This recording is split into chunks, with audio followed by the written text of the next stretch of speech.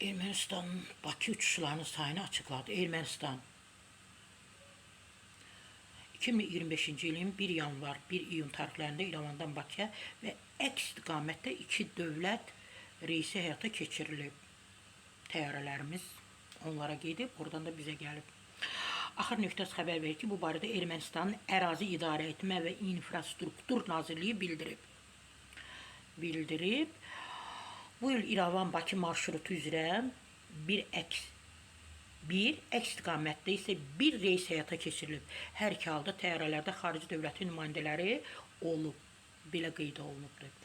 Və 2020-ci ildən etibarən İrəvan-Bakı, İrəvan marşrutu üzrə aviadaşımalar yalnız beynəlxalq nümayəndə heyətinin daşınması üçün dövlət reysləri formatında həyata keçirilir.